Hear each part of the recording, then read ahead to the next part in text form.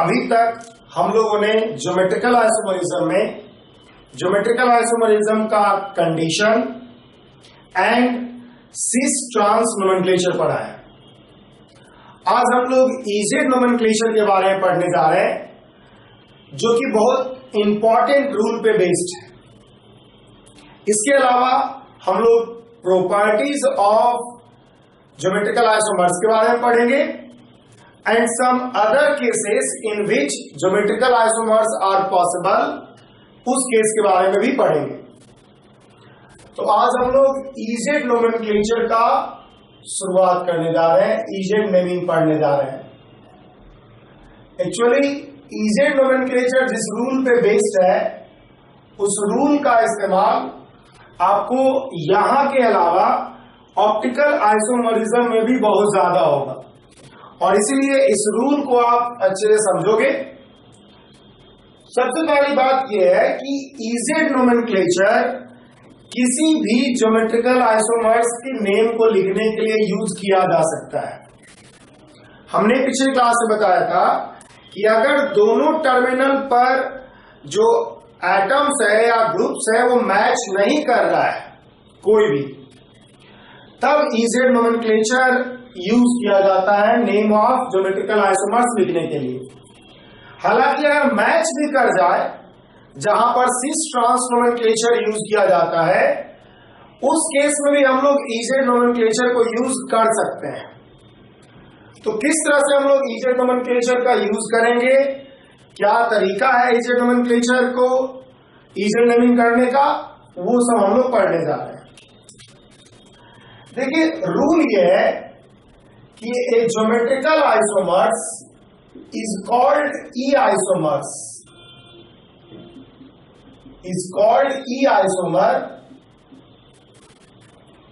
if higher priority group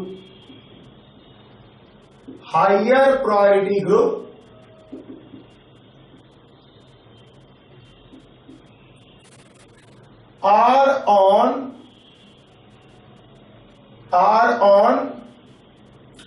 at larger distance, से लिखते हैं, are at larger distance, and if higher priority groups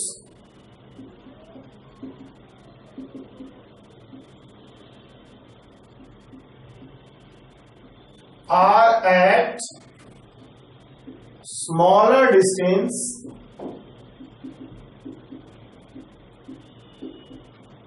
then it is called, तब इसको हम लोग क्या करते हैं, जेड आइसोमर कहते हैं। रूल सिंपल सा है कि हायर प्रायोरिटी ग्रुप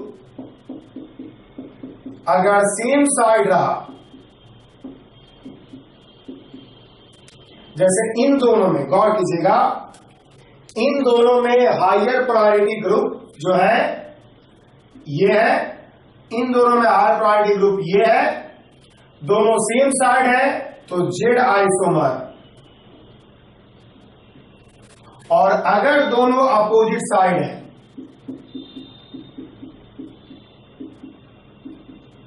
सिलुएट 5, इन दोनों में हायर प्रायोरिटी ये हुआ, इन दोनों में हायर प्रायोरिटी ये हुआ, दोनों अपोजिट साइड है, तो ई आइसोमर होगा। ठीक है, जैसा कि आप देख रहे होंगे कि ये जो है वो ट्रांस भी हो सकता है, ट्रांस आइसोमर भी है ये, और ये जो है सिस आइसोमर भी है। तो एक चीज क्लियर है आपको कि जिसमें सिस ट्रांस नोमेनक्लेचर वैलिड होगा, वहां पर हम लोग इजेड नोमेनक्लेचर को यूज कर सकते हैं। ठीक है, वहां पे हम लोग इजेड नोमेनक्लेचर को यूज कर सकते हैं। अब सवाल ये उठता है, क्वेश्चन ये स्टैंड करता है कि हमने हायर प्रायोरिटी डिसाइड कैसे किया। हमने कहा H और CH3 में हायर प्रायोरिटी CH3 ग्रुप का है, CH3 और C2H5 में हायर प्रायोरिटी C2H5 का है।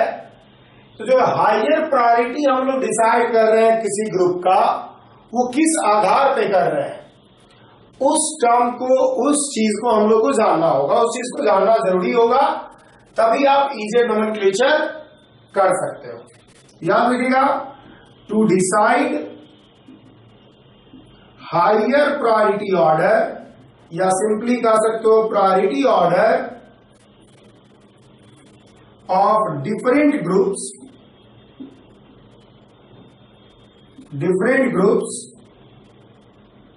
or atoms, to decide higher priority order of different groups or atoms, Chern called prolonged sequence rule। तीन साइंटिस्ट हैं, इन तीनों ने मिलकर के एक रूल बनाया है, Chern called prolonged sequence rule is used। किस ग्रुप का प्रायोरिटी ऑर्डर ज्यादा होगा, किस ग्रुप का प्रायोरिटी ऑर्डर कम होगा, इसको डिसाइड करने के लिए हम लोग Chern called prolonged sequence rule use करेंगे। ठीक है, अब सवाल ये उठता है कि ये रूल है क्या। तो देखिए, हम लोग Chern called prolonged sequence rule पहले पढ़ते हैं, जब उससे प्रायोरिटी ऑर्डर डिसाइड हो जाएगा तो आप आसानी से इजेड नोमेनक्लेचर कर पाओ। तो हम लोग पढ़ने जा रहे हैं Chern called prolonged sequence rule।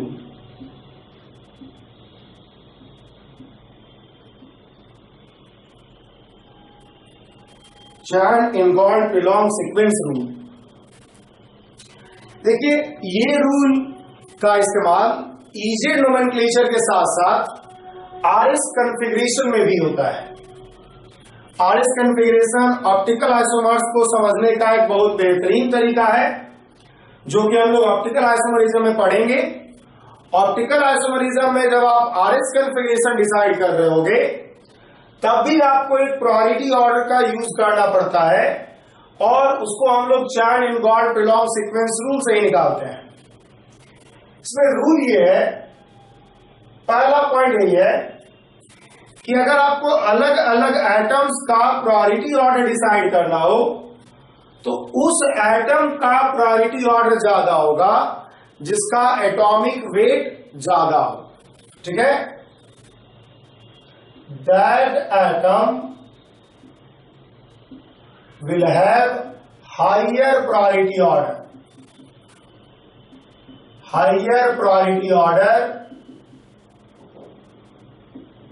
that atom will have higher priority order in which atom has higher atomic weight, जिसमें एटॉमिक वेट जो है हाइयर। जैसे कि अगर आपके पास है ब्रोमीन, आपके पास है आयोडीन, आपके पास है क्लोरीन, फ्लोरीन, हाइड्रोजन और ड्यूटेरियम, इन सब की बात करें तो एटॉमिक वेट आप देख सकते हो। एटॉमिक वेट का जो ऑर्डर होगा, एटॉमिक वेट का ऑर्डर जो होगा, सबसे ज्यादा आयोडीन, उसके बाद ब्रोमीन, उसके बाद क्लोरीन, उसके बाद फ्लोरीन, उसके बाद ड्यूटेरियम, उसके बाद हाइड्रोजन, और यही आपका प्रायोरिटी ऑर्डर भी हो जाएगा। यही आपका प्रायोरिटी ऑर्डर भी हो जाएगा, iodine, bromine, chlorine, fluorine, deuterium, hydrogen. ठीक है, तो सिंपल सी बात है कि अगर आपको अलग अलग एटम का प्रायोरिटी ऑर्डर डिसाइड करना है, उस एटम का प्रायोरिटी ऑर्डर आप ज्यादा कहोगे जिसमें एटॉमिक वेट ज्यादा हो एलिमेंट का। ठीक है, दूसरा पॉइंट है कि अगर आपको किसी ग्रुप का प्रायोरिटी ऑर्डर डिसाइड करना है, if priority order of groups have to be decided,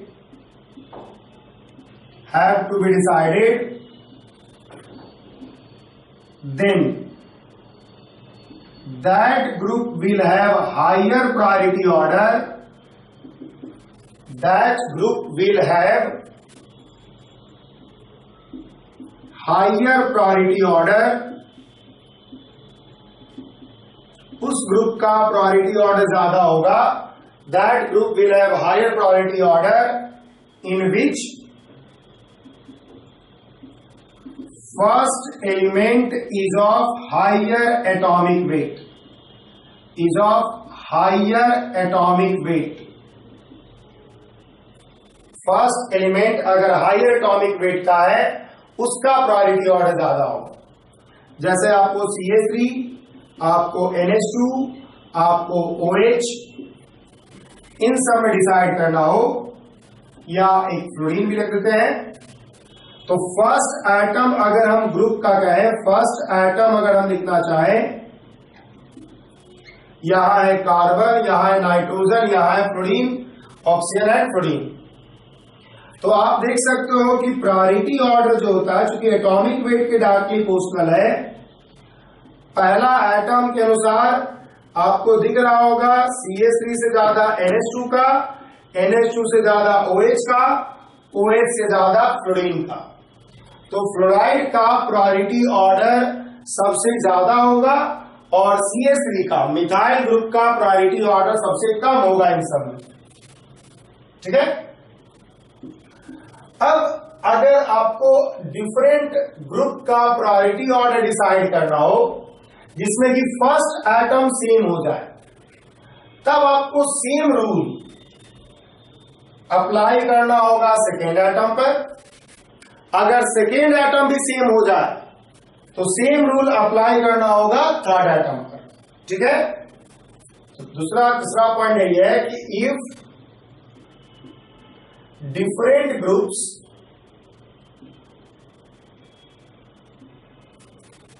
have identical first atom,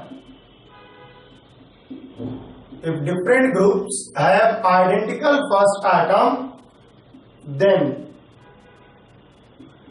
the rule is applied, then the above rule is applied, above rule is applied on second atom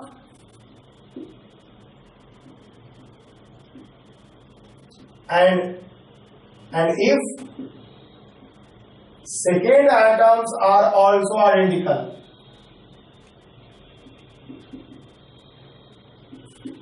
then above rule is applied on third atom.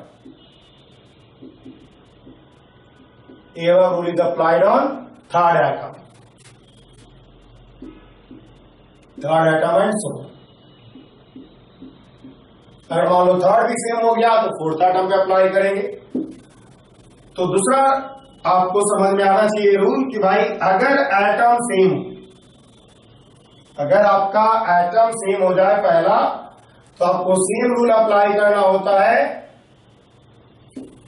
Second atom पे।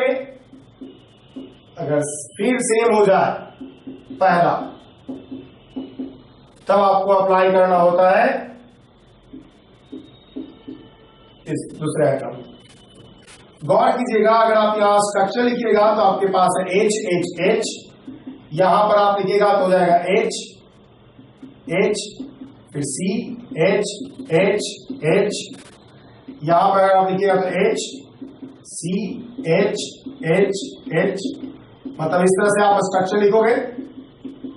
पूरे bond को हम दिखा रहे हैं, C H H H C H H H और फिर C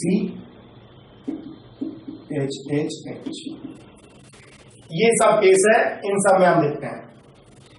first atom की अगर हम बात करें तो सभी में फर्स्ट एटम है कार्बन कार्बन कार्बन कार्बन।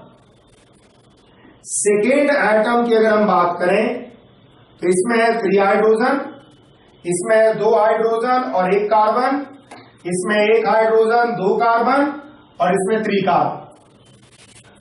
तो जब आप देख सकते हो, पहली बात तो देखिए हाइड्रोजन इधर कार्बन है तो कार्बन वाले का ज्यादा होगा। अब यहां पर 1 कार्बन है, यहां पर 2 कार्बन है, यहां पर 3 कार्बन है, तो जहां पर ज्यादा कार्बन एटम होगा उसका प्रायोरिटी ऑर्डर ज्यादा होगा। मतलब अगर आपके पास एटम सेम हो तब आपको क्या करना होगा, नंबर ऑफ एटम से देखना पड़ता है किसका प्रायोरिटी ऑर्डर ज्यादा होगा। If different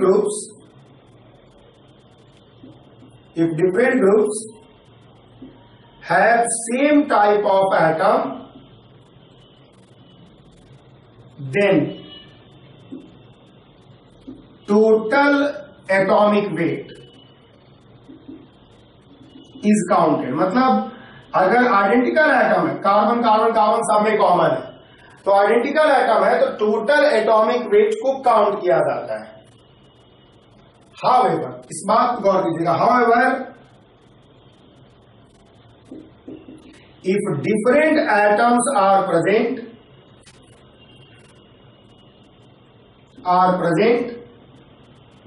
then total atomic weight is not considered. Total atomic weight को हम लोग कंसीडर नहीं करते हैं।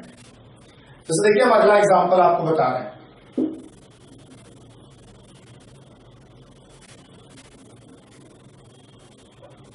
अगर आपके पास ये सिचुएशन है, अगर आपके पास है दिस वन CH2OH CH2NH2, ठीक है, CMe3 और ठीक है ये रखते हैं हम, और CH2Cl या CH2F ये रखते हैं। फर्स्ट एटम सभी में कार्बन है, carbon carbon carbon carbon. Second atom की अगर आप बात करोगे, स्ट्रक्चर लिखोगे तो 2 हाइड्रोजन 1 ऑक्सीजन, 2 हाइड्रोजन जुड़ा हुआ है, 1 ऑक्सीजन जुड़ा हुआ है, 2 हाइड्रोजन 1 नाइट्रोजन, यहां 3 कार्बन है, और यहां 2 हाइड्रोजन 1 फ्लोरीन है। इन सभी के आधार पे अगर आप प्रायोरिटी ऑर्डर देखना चाहोगे तो प्रायोरिटी ऑर्डर हो जाएगा आपका, आपको टोटल एटॉमिक वेट देखने का जरूरत नहीं है। यहां ऑक्सीजन है, यहां नाइट्रोजन है, यहां कार्बन है, यहां फ्लोरीन है, तो फ्लोरीन वाले का चूंकि एटॉमिक वेट ज्यादा होता है इसलिए उसी का होगा, उसके बाद CH2OH का, CH2NH2 का, और उसके बाद सबसे कम CMe3 का। ठीक है, समझ में आया होगा। आपको टोटल एटॉमिक वेट तभी देखना होता है जब सेम तरह का एटम आ जाए। ठीक है, अगला एग्जांपल देते हैं इस तरह का, CH2 मान लिया F दे दिया जाए, CH2Cl, ठीक है, यहां पर हम देते हैं CF3, यहां पर फिर देते हैं CH, Cl2, और यहां देते हैं Ci3, या हम CCl3 देते हैं और उसके बाद CH2Br दे रहे हैं। ठीक है, अगर हम इसमें फर्स्ट एटम की बात करें तो फर्स्ट एटम फिर carbon carbon carbon carbon. Second atom की बात करें अगर हम तो 3 फ्लोरीन एटम है, यहां 2 हाइड्रोजन एटम है, यहां पर 3 फ्लोरीन एटम है, और यहां पर 2 हाइड्रोजन और 1 ब्रोमीन है। जैसे ही आपको ब्रोमीन दिखा, ब्रोमीन का एटॉमिक वेट सबसे ज्यादा है इसलिए ब्रोमीन वाले का ज्यादा होगा। आपको टोटल देखने का जरूरत नहीं है कि 3 क्लोरीन मिलकर के ब्रोमीन से ज्यादा हो गया है। ऐसा तभी देखते हैं जब दोनों जगह जो हायर एटॉमिक वेट वाला एलिमेंट है दोनों जगह सेम है। जब दोनों जगह हायर एटॉमिक वेट वाला एलिमेंट सेम है तब आपको देखना होगा कि इस केस में चूंकि ज्यादा एटॉमिक वेट हो गया है टोटल, इसलिए इसका ज्यादा होगा priority order, and then CH2Cl का, और सबसे कम CF3 का, बिकॉज फ्लोरीन का एटॉमिक वेट सबसे कम है। तो याद रखिएगा इस बात को कि चैन इनगॉल्ड लॉन्ग सीक्वेंस रूल में प्रायोरिटी ऑर्डर डिसाइड करते वक्त हम लोग टोटल एटॉमिक वेट तभी देखते हैं जब हायर एटॉमिक वेट वाला एलिमेंट सेम हो जाए। क्लोरीन क्लोरीन क्लोरीन क्लोरीन, तब हमने देखा टोटल वेट यहां पे ज्यादा है कंपेयर टू दिस वन, इसलिए इसमें हमने कहा कि इसका ज्यादा होगा बिकॉज टोटल एटॉमिक वेट ज्यादा है। लेकिन इन दोनों में देखने के लिए हमने सिंपली यही देखा कि भाई हायर एटॉमिक वेट वाला एक भी एलिमेंट है उसका ज्यादा हो जाएगा। ठीक है, तो प्रायोरिटी ऑर्डर हम लोग इस तरह से डिसाइड करेंगे।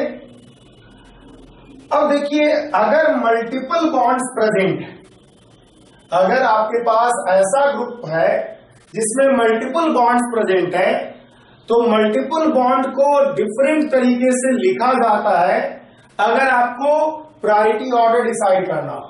ठीक है, तो in decision of priority order या in determination of priority order, in determination of priority order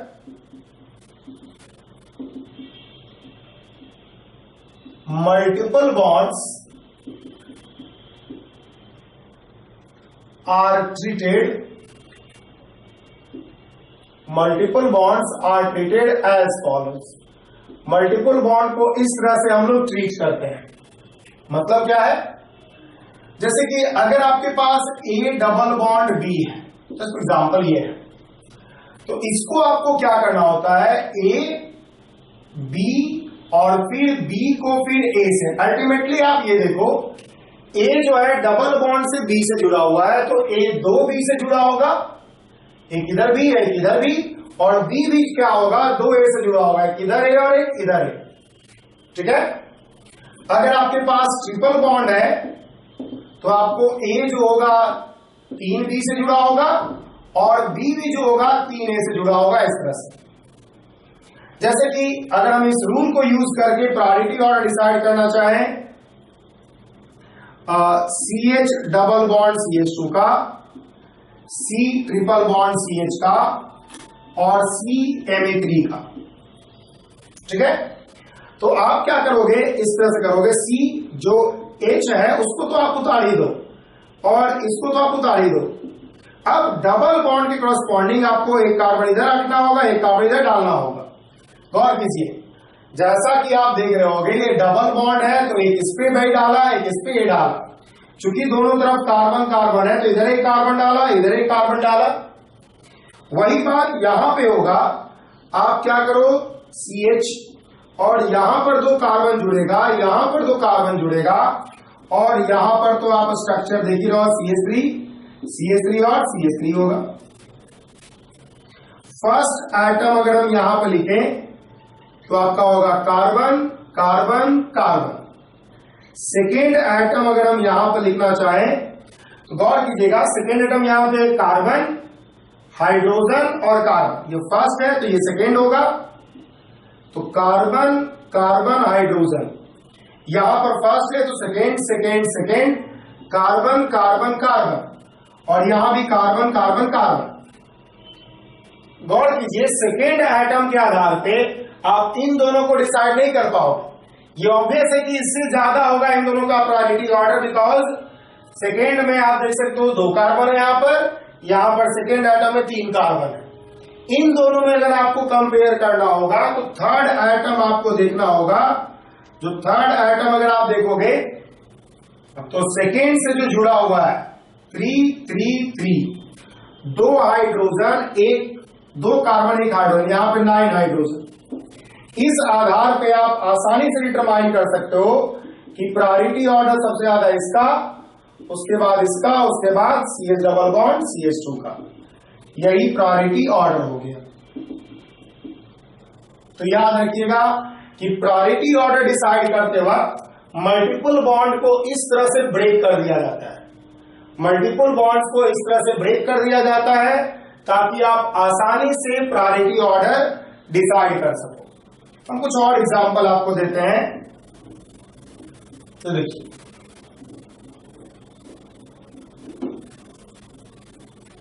अगर आपको प्रायोरिटी ऑर्डर डिसाइड करना है CHO का, COOH का,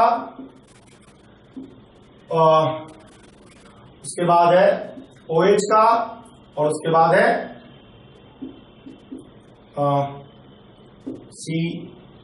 CONH2 का, इन सब का प्रायोरिटी ऑर्डर डिसाइड करना। देखिएगा, स्ट्रक्चर अगर हम लिखते हैं तो ये है, इसका स्ट्रक्चर हम लिखते हैं तो ये है, इसका स्ट्रक्चर तो सामने है, इसका स्ट्रक्चर लिखते हैं तो ये है।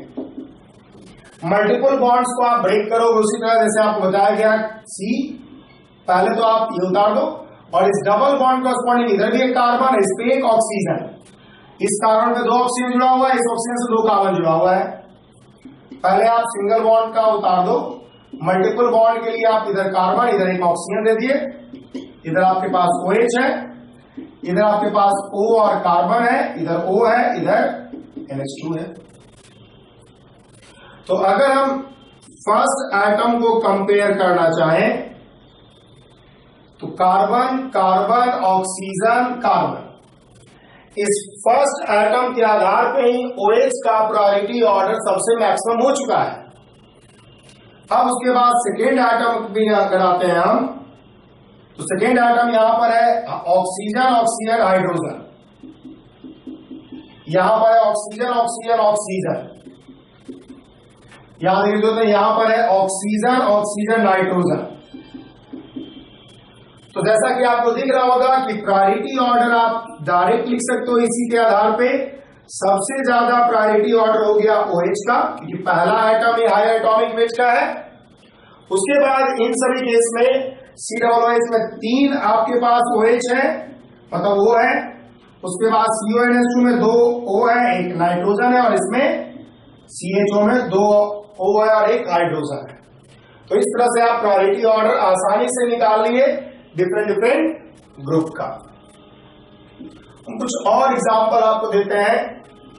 तो सभी एग्जाम्पल को इसलिए कराया जा रहा है ताकि आप आसानी से प्रायोरिटी ऑर्डर डिसाइड कर सको। जैसे कि हम आपको देख देते हैं pH, एक आपको हम देते हैं CHO, एक आपको दिया जा रहा है C डबल बॉन्ड OCH3, और एक दिया जा रहा है CCl3। ये है, गौर कीजिएगा pH का स्ट्रक्चर जहां तक अगर आप जान रहे होंगे तो ये होगा। सभी जगह कार्बन एटम है, इन सभी पे कार्बन है, आपको पता होगा। यहां पर विस्वर है, इस केस में आपके पास स्ट्रक्चर जो है वो ये है, और इस केस में आपके पास स्ट्रक्चर जो है वो ये है। ठीक है, इसको डबल बॉन्ड के हम लोग पहले चेंज करते हैं जैसा कि रूल बताया गया है। गौर कीजिएगा, इस तरह से है आपके पास pH। जो आपके पास सिग्मा बॉन्ड है उसको तो आप पहले उतार ही दो, उस पर आप कुछ नहीं करो। डबल बॉन्ड के कॉरस्पॉन्डिंग इधर भी एक कार्बन देना होगा, इधर भी एक कार्बन देना होगा, इधर भी एक कार्बन देना होगा, इधर भी एक कार्बन देना होगा, इधर भी एक कार्बन देना होगा। हर डबल बॉन्ड के कॉरस्पॉन्डिंग हमने बताया डबल बॉन्ड अगर है तो A इधर भी और फिर A B इधर A। तो अगर आपका सेम है तो इधर भी A आ जाएगा, इधर भी A आ जाएगा, इधर भी A आ जाएगा। तो डबल बॉन्ड के दोनों छोर पर आपको एटम ऐड करना है। COCOH, COCOOCH3 और CClCl। ठीक है, अब आप गौर कीजिएगा, इन तीनों के आधार पे अगर हम प्रायोरिटी ऑर्डर देखेंगे, first atom carbon carbon carbon carbon, second atom, अब गौर कीजिएगा फर्स्ट एटम ये है, सेकेंड एटम होगा दूसरा दूसरा दूसरा, 3 कार्बन, इसमें है 2 ऑक्सीजन 1 हाइड्रोजन, 3 ऑक्सीजन और 3 क्लोरीन। ये साफ है कि आपका प्रायोरिटी ऑर्डर क्या होगा, CCl3 का सबसे ज्यादा, उसके बाद COOCH3 का, उसके बाद CHO का, और उसके बाद pH का। ठीक है, अगर आपका सेकेंड पोजीशन पे कार्बन कार्बन कार्बन ही आता तब आपको थर्ड पोजीशन को भी कंपेयर करना होता। ठीक है, तो ये जो है प्रायोरिटी ऑर्डर चेक करने का तरीका है डिफरेंट ग्रुप का on the basis of Cahn Ingold Prelog sequence rule. इस रूल को आप समझ चुके होंगे, बहुत सारा एग्जांपल हमने आपको कराया। अब हम लोग कुछ आगे पढ़ते हैं, इजेड नोमेनक्लेचर के बारे में हम लोग कुछ पढ़ते हैं। Right EZ naming for following geometrical isomers. वो ज्योमेट्रिकल आइसोमर्स है जिसका इजेड नेमिंग लिखना है। Also decide relation between relationship between EZ and cis trans nomenclature.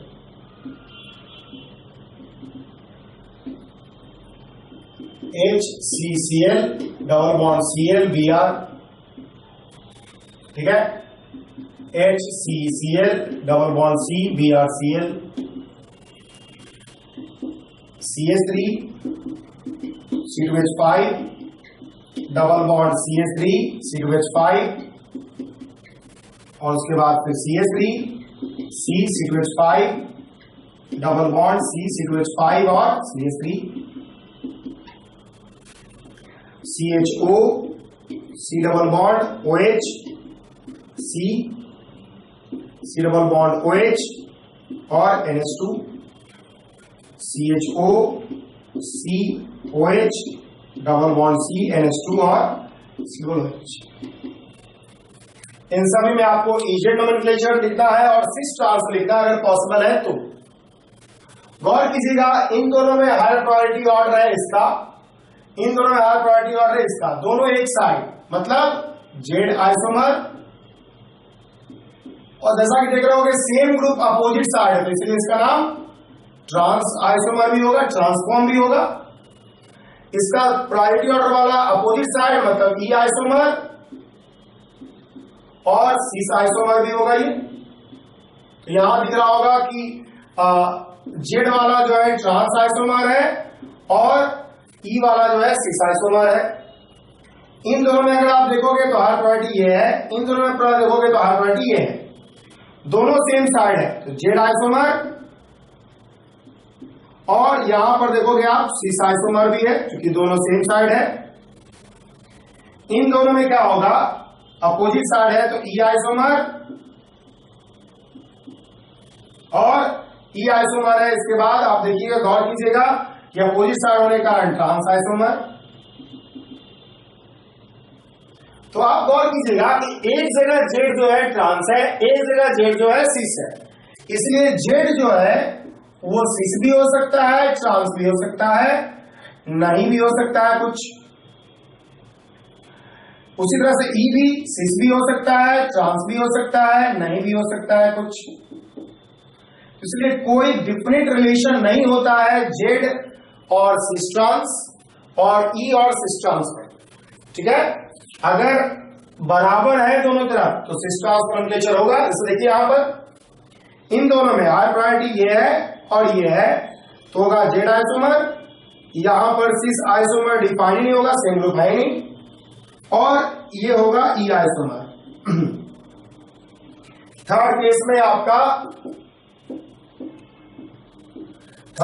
में आपका इजेड नोमेनक्लेचर ही सिर्फ अप्लाइड होगा, सिस ट्रांस नोमेनक्लेचर अप्लाइड नहीं होगा। इसलिए आप कोई डिफिनिट रिलेशन नहीं कर सकते हो कि सिस ट्रांस और इजेड नोमेनक्लेचर के बीच का कोई डिफिनिट रिलेशन होता है। इजेड नोमेनक्लेचर अलग चीज है, सिस ट्रांस नोमेनक्लेचर अलग चीज है। कभी कभी सिस ट्रांस और इजेड नोमेनक्लेचर दोनों एप्लीकेबल होगा, लेकिन बहुत सारा ऐसा केस आएगा जहां पर सिस ट्रांस ही एप्लीकेबल होगा, इजेड ही एप्लीकेबल होगा, सिस ट्रांस एप्लीकेबल नहीं होगा, ठीक है।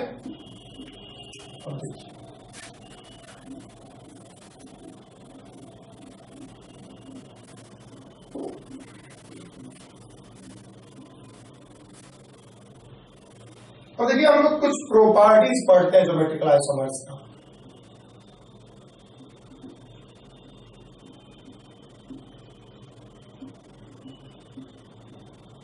ज्योमेट्रिकल आइसोमर्स का कुछ प्रॉपर्टीज पढ़ते हैं, general properties of geometrical isomers. देखिए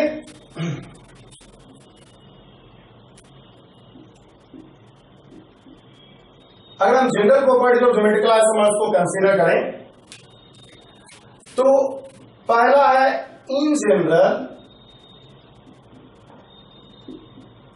cis isomer has higher dipole moment। ये सारा जो रूल हम बता रहे हैं वो इन जनरल रूल ही high dipole moment then trans isomer.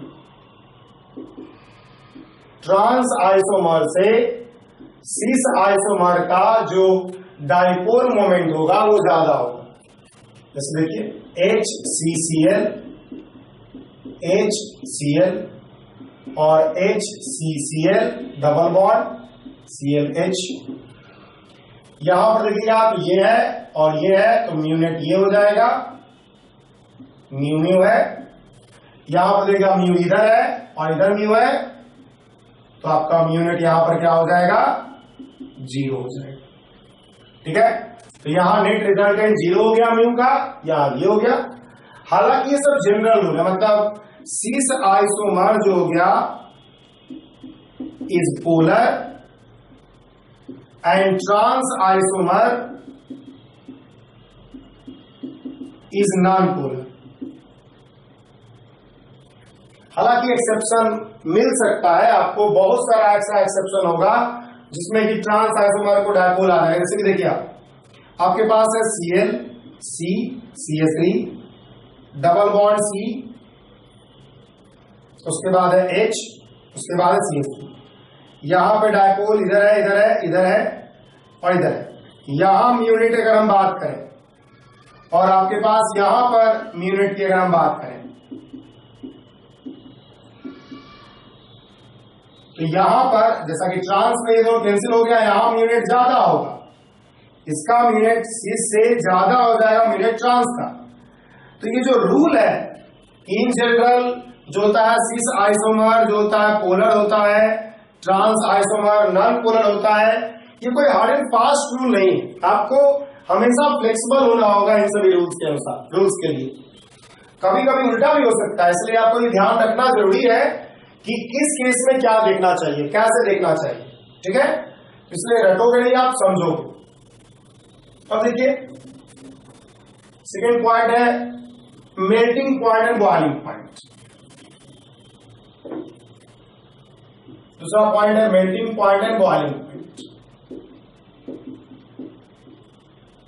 देखिए melting point and boiling point directly proportional to intermolecular force,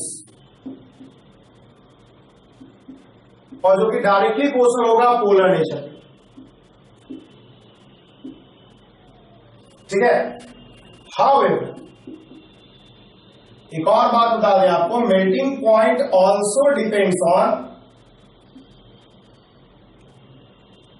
ease of packing, क्योंकि सॉलिड में पैकिंग का, क्योंकि because in solid state, in solid packing of molecule, packing of molecule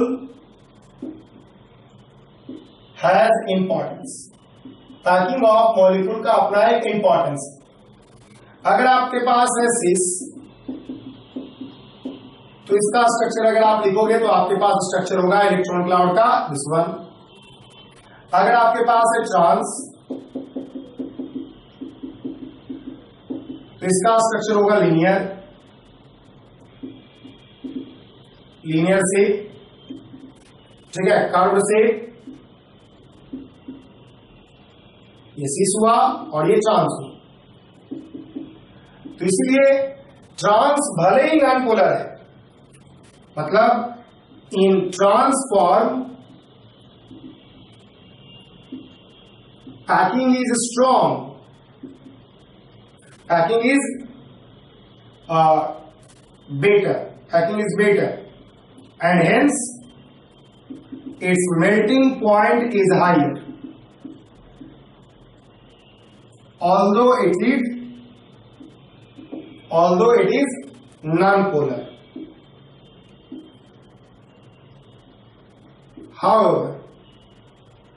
However, boiling point of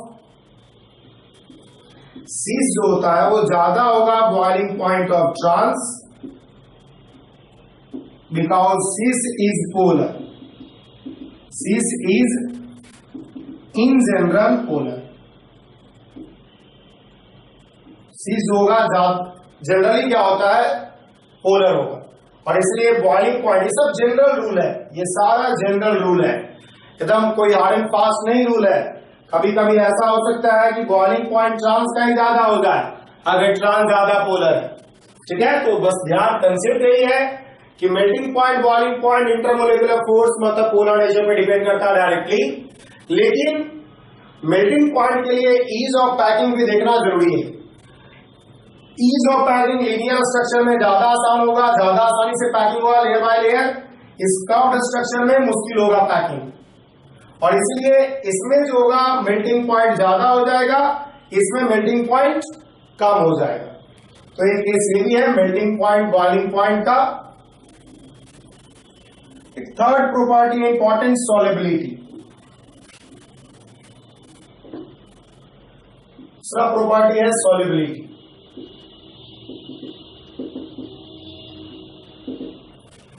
देखिए solubility का मतलब होता है कि जब आप किसी सॉल्यूट को सॉल्वेंट में डालते हो तो सॉल्वेंट क्या करता है, सॉल्यूट सॉल्यूट मॉलिक्यूल इंटरेक्शन को ब्रेक करता है। When solute is added to solvent,